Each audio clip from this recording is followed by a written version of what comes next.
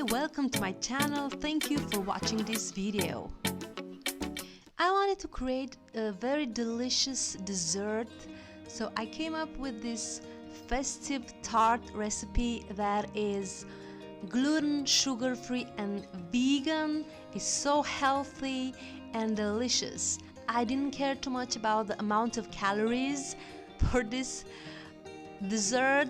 I cared more about how tasty and delicious it is, because I love very much that my food has great flavor. So please check the list of ingredients and preparation mode, both English and Romanian, in the description or comment of this video, and let's do this amazing tart recipe together.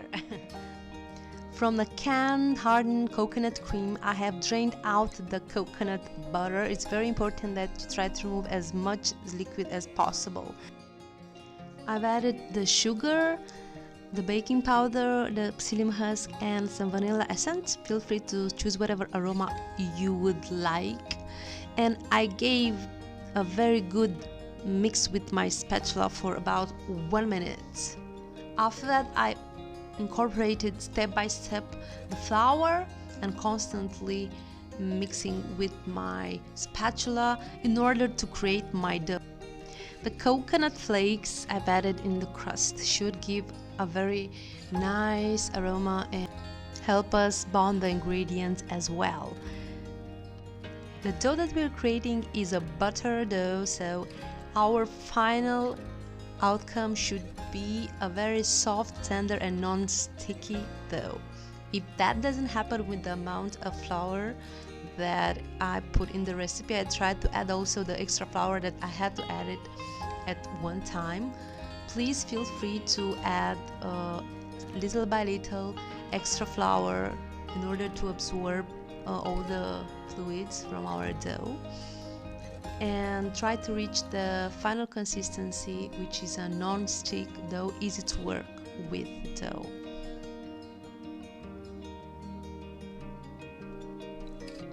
In order to make this recipe keto friendly, you have to choose a nut-based flour. Most definitely almond will be a good choice, but then again, we don't know exactly if that amount of flour that I have provided in this recipe goes that well, so you will have to experiment and see how much amount of flour you can have. Okay, so feel free to experiment. After we manage to obtain this non-sticky, tender but firm dough, we can let this to the freezer for about 15 minutes, and then we can work with it to create our crust.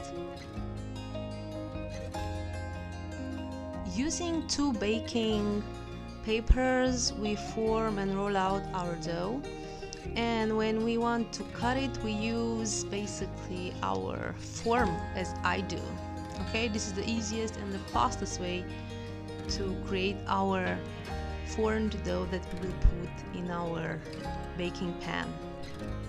The remaining dough can be used to create decorations with the cookie cutter for our tart. This is what I did, but feel free to use whatever decorative strategy on your case.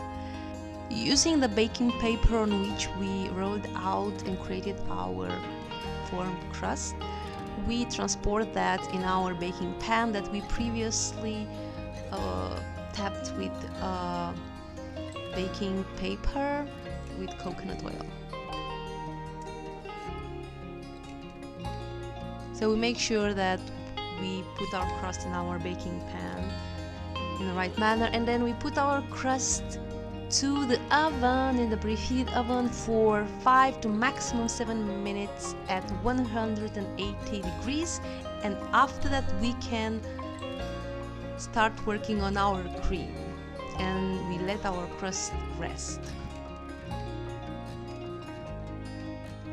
For our cream, we put in our kettle all the ingredients, on which we pour the vegetable milk and we mix for 1 minute, and after that we place that to the heat.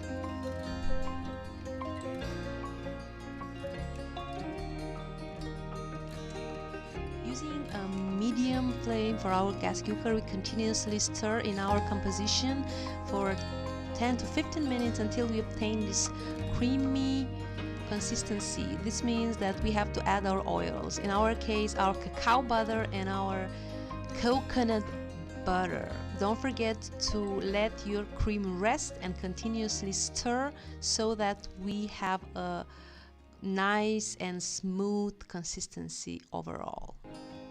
After we let our cream to rest for about 15 to 20 minutes, we can assemble it on our tart. Okay, now time to assemble our tart. On the crust we put the sugar-free jam on our choice. I've used blackberry jam that I personally made. I don't have a recipe yet, but most definitely I will create one in the future, I promise. So that's our first layer of deliciousness from our tart.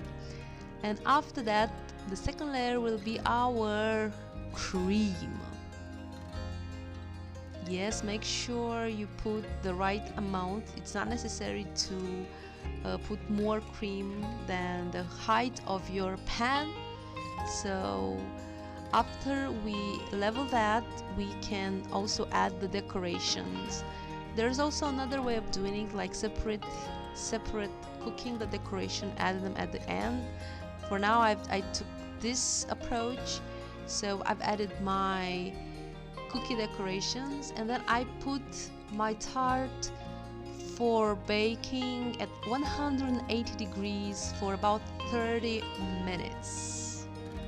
After that, I let it cool down. It's very important to let it cool down, and I've used some homemade chocolate to decorate my cake, and as well some frozen forest fruits. But hey, be creative and choose whatever toppings you guys like. This tart came out so tender, creamy and delicious. The flavors are great. Please try it and comment below my video. Thank you for watching. If you're new here, don't forget to hit the subscribe button. I post new videos every week. Bye!